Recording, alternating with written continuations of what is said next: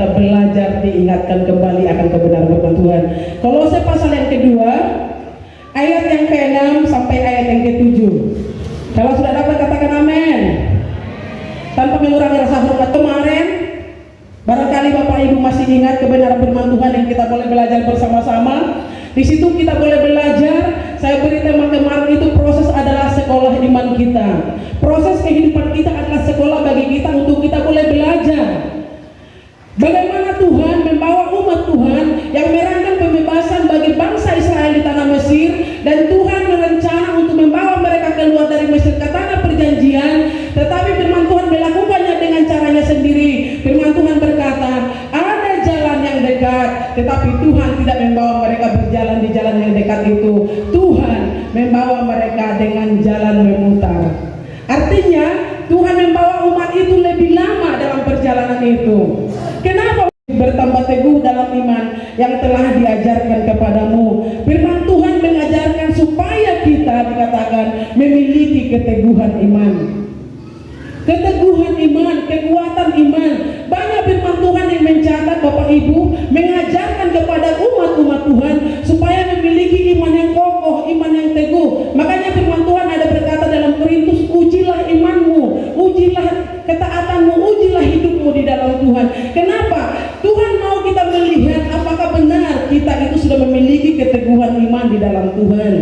Jadi hari ini Bapak Ibu, kita mau belajar bagaimana cara kita supaya kita memiliki iman yang kokoh di dalam Tuhan, iman yang teguh di dalam Tuhan. Kembali saya katakan, itu tidak serta-merta terjadi dalam hidup kita. Itu tidak spontan gitu kita percaya langsung iman kita kuat, tidak. Butuh proses, kembali butuh sekolah akan hal itu Bapak Ibu. Kita butuh proses, kita butuh belajar akan kebenaran firman Tuhan. Yang menjadi pertanyaan, kenapa iman kita perlu teguh? Kenapa iman kita itu perlu kuat?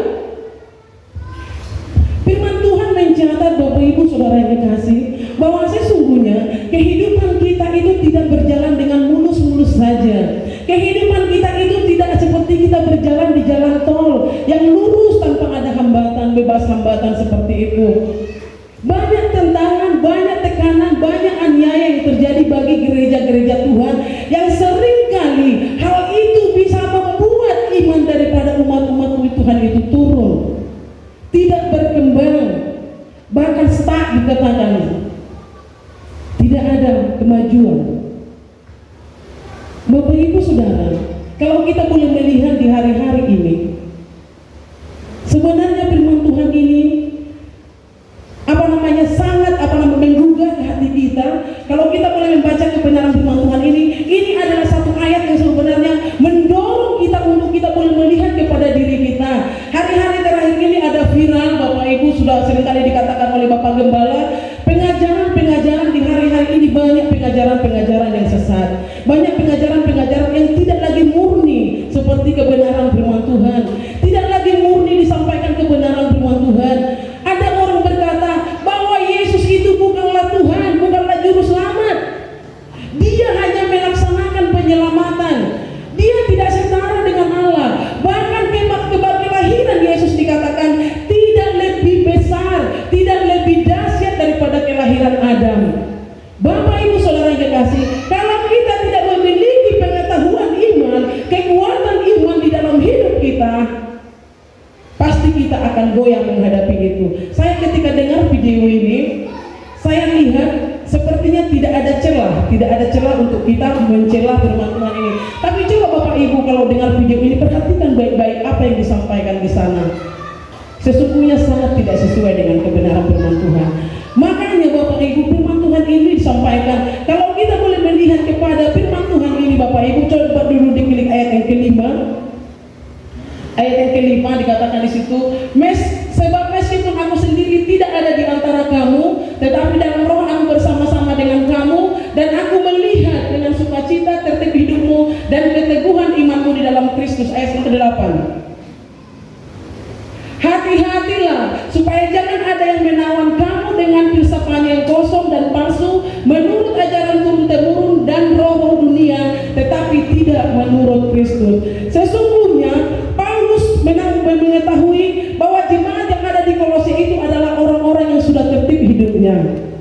Mereka adalah orang-orang yang sudah tertib di dalam Tuhan, di dalam pengiringan mereka kepada Tuhan.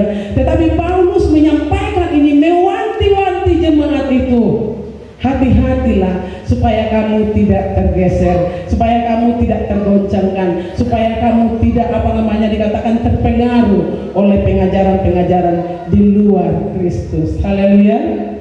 Haleluya Bapak Ibu. Jemaat di Galatia, pasal yang pertama ayat yang ke-6, Paulus sangat keras menegur mereka. Dikatakan, mengapa hatimu begitu cepat? Mengapa hatimu begitu cepat untuk berubah, menerima pengajaran-pengajaran yang lain? Saya percaya ketika jemaat itu memiliki keteguhan iman, mereka tidak akan gampang untuk menerima pengajaran-pengajaran yang lain yang tidak sesuai dengan kebenaran firman Tuhan. Jadi mengapa mereka dikatakan Paulus begitu cepat tergoda? Intinya mereka tidak memiliki kekuatan iman di dalam Tuhan. Bapak Ibu saudaraku yang dikasih oleh Tuhan, firman Tuhan mengajar kepada jemaat Tuhan yang ada di Kolose, yang ada di Galatia, bahkan sampai kepada kita, untuk kita memiliki keteguhan iman dalam hidup kita. Haleluya. Bagaimana caranya?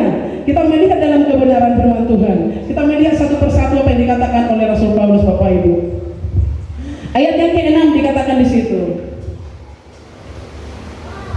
kamu telah menerima Kristus Yesus Tuhan kita, karena itu hendaklah hidupmu tetap di dalam Dia. Saudara-saudara sudah menerima Kristus sebagai juru selamat, sebagai Tuhan, dikatakan hendaklah saudara hidup bersatu dengan Dia. Ini lebih dalam Bapak Ibu. Hidup bersatu dengan Dia, berjalan di dalam Dia, hidup bersatu dengan Dia. Yang pertama dikatakan di situ adalah hidup bersatu dengan Kristus. Amin. Tinggal di dalam Kristus. Tapi ada kalimat di atas. Ada kalimat di atas itu tidak boleh kita abaikan. Kamu telah menerima Kristus Yesus Tuhan kita. Firman Tuhan ini didahului dengan kata kamu telah menerima Kristus.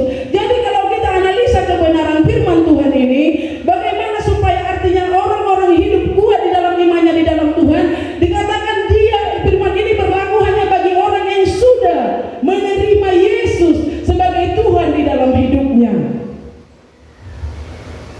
Orang yang sudah menerima Yesus sebagai Tuhan di dalam hidupnya, makanya dikatakan tetaplah di dalam hidup itu, tetaplah di dalam Tuhan. Yang menjadi pertanyaan, apakah sudah semua menerima Yesus sebagai Tuhan dalam hidup kita? Halo Bapak Ibu. Pertanyaan ini perlu kita tanya dalam diri kita. Saya tidak menghakimi Bapak Ibu, tidak. Tetapi banyak orang tahu Yesus itu adalah Tuhan dan Juru Selamat, tetapi tidak banyak orang yang mau menerima Dia sebagai Tuhan dalam hidupnya. Ini yang menjadi satu introspeksi dalam diri kita. Firman Tuhan ini dikatakan berlaku bagi orang yang sudah menerima Yesus sebagai Tuhan di dalam hidupnya. Terima dulu Yesus sebagai Tuhan. Bagaimana caranya? Ya, lihatlah Dia dari perbuatan-perbuatannya, lihatlah Dia dari kebenaran firman Tuhan, dan undanglah Dia masuk di dalam diri kita.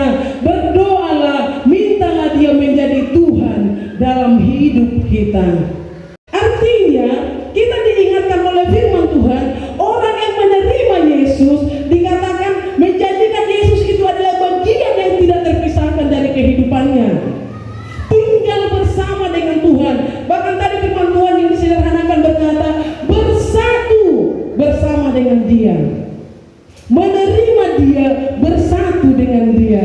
Saya teringat ketika kita menikah, Bapak Ibu yang sudah berkeluarga, ada janji yang kita ucapkan. Apakah engkau bersedia menerima Dia, bla bla bla, dalam segala keadaan? Tidak hanya senang, di situ dikatakan bahkan dalam keadaan sakit sekalipun, apakah engkau bersedia? Kita berkata, ya, aku bersedia. Kehidupan kekristenan dilambangkan sebagai keluarga Kristus, keluarga Kristen yang hidup dikatakan seperti hubungan dengan Tuhan itu seperti keluarga. Makanya dikatakan tinggal bersatu dengan Tuhan. Ketika kita bersatu dengan Tuhan, dikatakan berjalan menuruti Dia, berjalan sesuai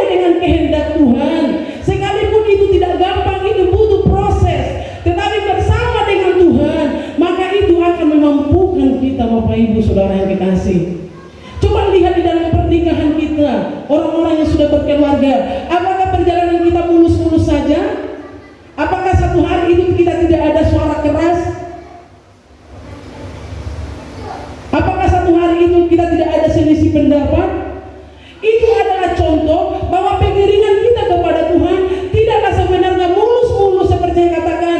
Ketika Dia kita terima, maka kita aman aja bersama dengan Dia. Kita bisa tinggal bersama dengan Dia. Tidak, ada memang goncangan. Tetapi firman Tuhan berkata, supaya kita kuat, kita harus tetap tinggal di dalam Kristus. Coba buka di dalam Yohanes pasal yang ke-15 ayat yang ke-4. Akulah pokok anggur yang benar, kamulah ranting-rantingnya. Barang siapa tinggal di dalam aku, ia dan aku di dalam dia, ia berbuah banyak. Sebab di luar aku, kamu tidak dapat berbuat apa-apa. Firman Tuhan jelas mengatakan, Yesus berkata, kalau umat Tuhan tidak tinggal di dalam persekutuan dengan Tuhan, dikatakan dia akan mengalami kematian. Bukan mungkin secara langsung kematian fisik enggak, tetapi dia akan mengalami kematian rohani. Dia akan mati rohani, sehingga mati rasa akan semua kebenaran firman Tuhan.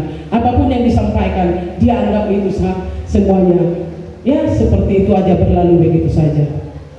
Jadi Bapak Ibu Saudara yang dikasih oleh Tuhan, menjadi kuat menghadapi situasi dunia ini bukan hanya pengajaran-pengajaran yang marak di hari-hari terakhir ini, menjalani kehidupan kita, menjalani proses apa yang terjadi dalam langkah-langkah kita. Bapak Ibu Saudara yang dikasih, firman Tuhan hanya menjamin ketika kita tinggal bersama dengan Tuhan, tinggal di dalam persekutuan dengan Tuhan, maka kita akan menjadi kuat. Tidak ada kekuatan yang lain. Kekuatan dari dunia ini sementara adanya. Itu bisa satu hari, itu mungkin bisa sampai setahun, 2 tahun. Tetapi Bapak Ibu, kekuatan yang sesungguhnya hanya ada di dalam Tuhan, di dalam kebenaran firman Tuhan. Jadi sebagai gereja Tuhan, sebagai umat-umat Tuhan, Paulus mengatakan, tinggallah senantiasa di dalam Tuhan. Tinggallah bersatulah di dalam Tuhan. Bukan dalam jangka waktu sekarang, tapi sekarang dan nanti, sekarang dan hari esok, bukan hanya hari esok, sekarang, hari esok, bahkan sampai selama-lamanya. Tidak ada batas Bapak Ibu Saudara yang dikasih. Tapi kembali saya katakan, tidak semudah kita berkata, tapi dikatakan dibutuhkan kemauan untuk kita hidup di dalam persekutuan dengan Tuhan. Maka itu akan menjadi milik kita. Firman Tuhan jelas berkata, bagaimana supaya kita kuat Bapak Ibu menghadapi semuanya. Firman Tuhan berkata, orang yang sudah menerima Tuhan, dia akan tinggal di dalam Tuhan, dan Tuhan itulah yang memberikan kekuatan kepada dia. Haleluya, haleluya.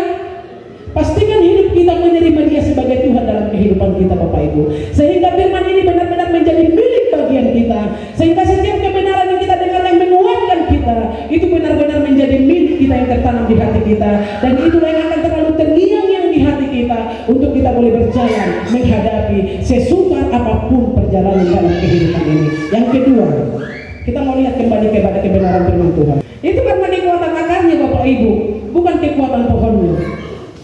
Makanya kalau kita lihat pohon tumbang, yang patah itu adalah akarnya. Yang patah itu adalah akarnya. Dan firman Tuhan juga berkata, kehidupan kekristenan itu dikatakan seperti bangunan. Tingginya bangunan itu Bapak Ibu ditentukan oleh kuatnya pondasi. Kalau pondasinya tidak kuat, bangunan itu akan cepat hancur. Bangunan itu akan cepat rubuh.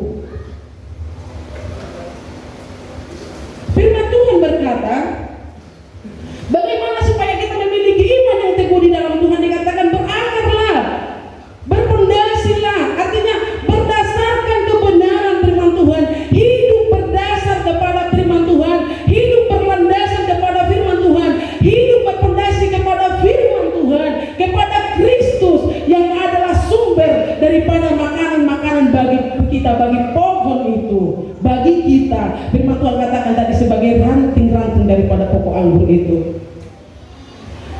Akar itulah yang akan menyerap makanan, nutrisi-nutrisi dari tanah, dan mengalirkan itu kepada pohon dan kepada daun, sehingga pohon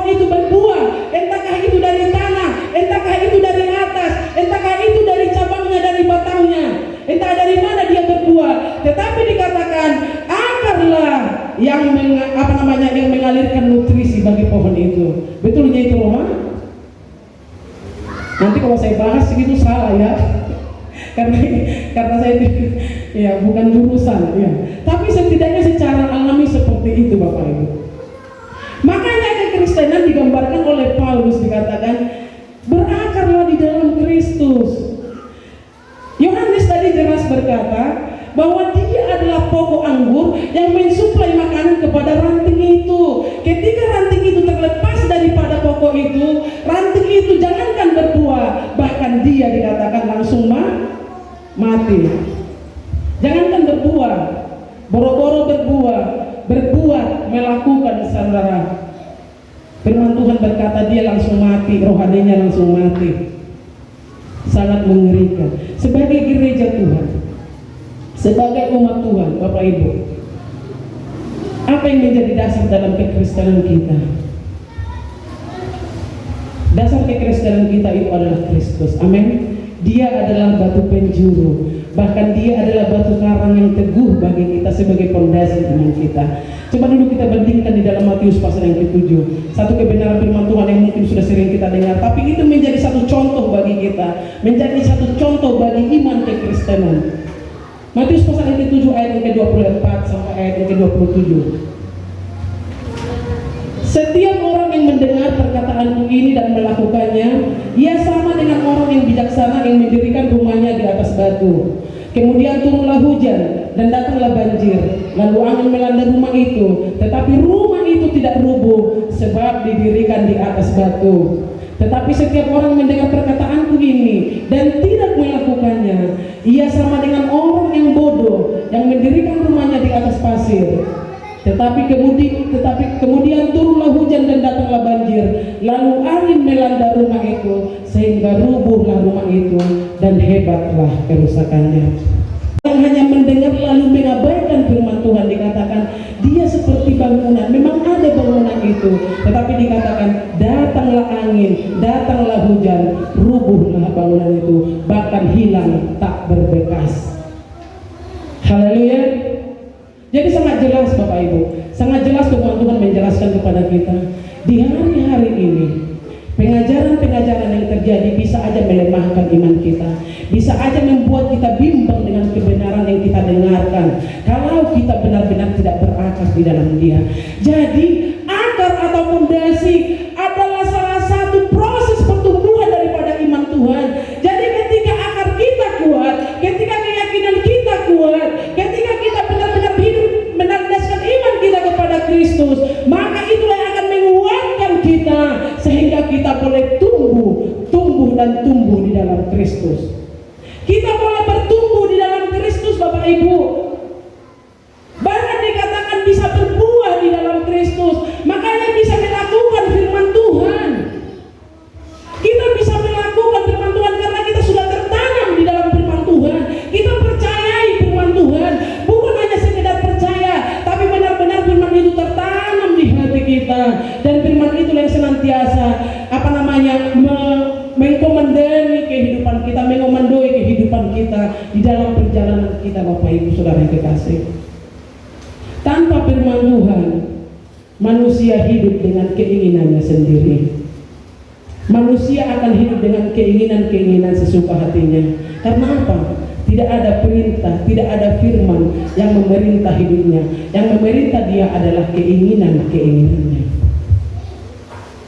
Firman Tuhan berkata, berakarlah, berpondasilah, dikatakan, supaya engkau kuat, tertancaplah dalam, tertanamlah dalam di dalam Tuhan.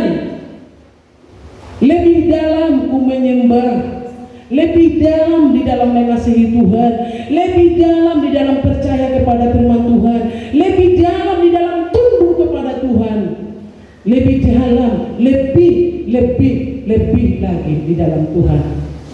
Butuh proses, tetapi dibutuhkan tetap kemauan. Haleluya, haleluya Bapak Ibu.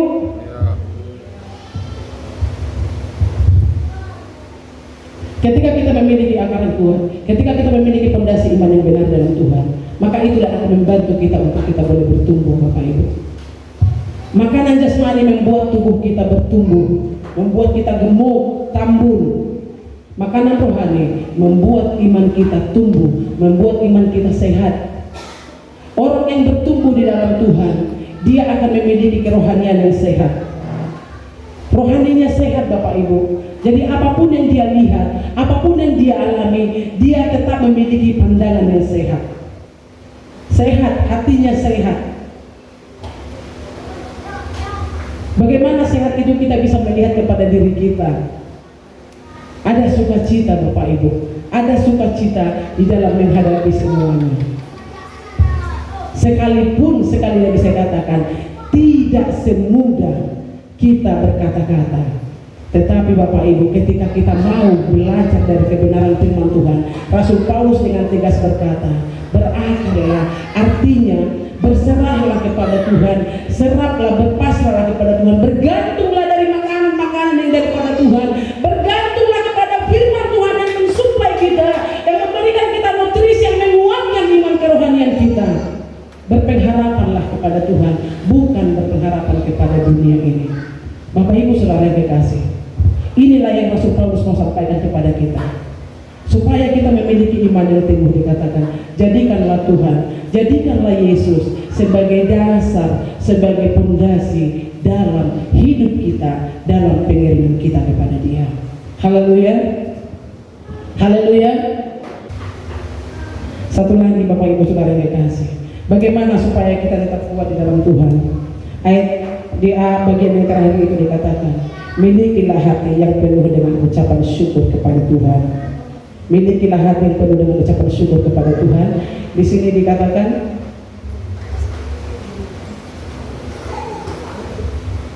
hendaklah hatimu melimpah dengan ucapan syukur.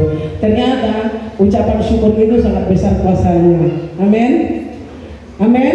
Ucapan syukur itu besar kuasanya Bapak Ibu. Firman Tuhan berkata, bertumbuhlah di dalam iman, teguhlah di dalam iman, katanya.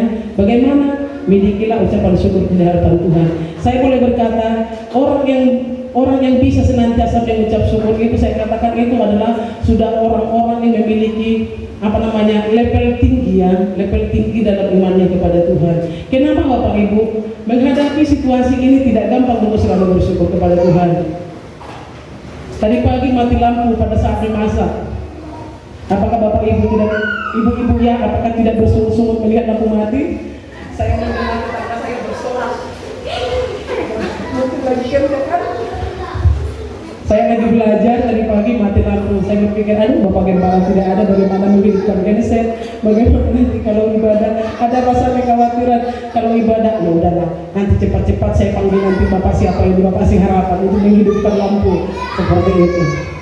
Ada satu kekhawatiran, kecemasan di hati. Itu masalah kecil. Masalah kecil. Orang yang dikatakan untuk kita boleh kuat, dikatakan oleh firman Tuhan mengajar, memilikilah hati yang selalu bisa bersyukur dalam segala keadaan. Saya ingat firman Tuhan yang pernah saya sampaikan di rumah keluarga Mama Agus waktu itu. Saya katakan bahwa orang yang mengucap syukur itu adalah orang yang bisa menerima segala situasi keadaan yang ada di dalam kehidupannya. Nah, apakah itu merupakan satu hal yang gampang Bapak Ibu? Apakah itu merupakan satu hal yang gampang? Makanya saya katakan ini adalah iman level tinggi. Tetapi umat Tuhan dituntut untuk mengalami hal yang seperti itu, belajar bersyukur di dalam segala situasi. Ternyata itu bisa menguatkan kita menghadapi hari-hari kita. Coba kalau kita bangun pagi sudah bersiap-siap seperti yang dikatakan oleh Amsal, bagaikan burung bersiap-siap di pagi hari. Ibu-ibu ini merepet terus dari pagi hari, maka sepanjang hari itu hidup ini akan diwarnai dengan hal-hal yang membuat hati ini tidak nyaman. Tetapi firman Tuhan berkata, ketika orang yang menerima Kristus di dalam hidupnya, dikatakan dia akan mampu mengucap syukur di dalam segala hal, dalam segala situasi yang terjadi di dalam kehidupannya. Bagaikan pohon yang tertanam dengan akar yang menancap ke tanah, dia akan berdiri kokoh di hadapan Tuhan, dan dia akan mampu menaikkan pujian syukur kepada Tuhan. Ketika iman kita tertancap kepada tanah, maka itulah yang akan menguatkan kita.